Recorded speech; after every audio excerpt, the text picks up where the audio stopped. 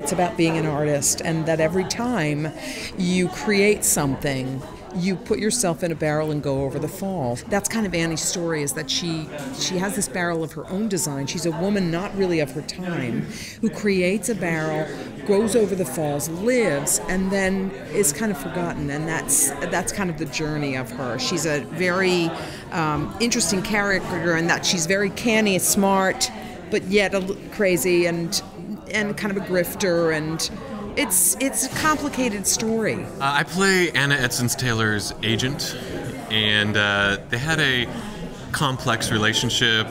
True story, he ended up stealing her barrel and went on tour with an imposter to make money off of her, and needless to say, she wasn't too happy about that, and you know how that relationship kind of ended. And you know, it's nice. It's not like a love story, you know. It's a more complex kind of friendship, love relationship that's explored between them two. She had everything kind of going against her as far as the culture went. She was a woman, she was an older woman, and it was the age that kind of ultimately hooked me in to her story. I'd known about it because I grew up in Western New York, so the daredevils and the lore of the falls was something that I knew. On the other hand, when the research that was there was so daunting and exciting and wonderful to go into and delve into, and I've had a really good time working on it. Well, the thing that's glorious about Michael John is that everything you need as a performer emotionally is in the music, always is.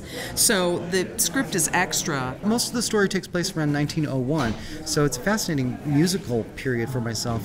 For me, I love that particular period of time. You think of the old piano rolls, and you think of the turn-of-the-century music, waltzes and marches and Sousa marches, you know, the old sentimental ballads, and it encompasses a lot of that, the score.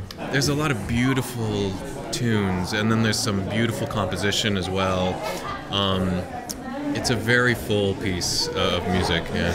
It's endless, the amount of layers that are there, and so as a director and artist, when you're working on something that you feel has an infinite amount of layers to it, it's just always challenging, and then in the end it's incredibly fun. I don't think we're going to have a virtual barrel. I think we'll have a barrel with lights and a little more artistically done than a virtual barrel. I won't be in a barrel and going over any kind of water. If you have enough money, obviously you can do that.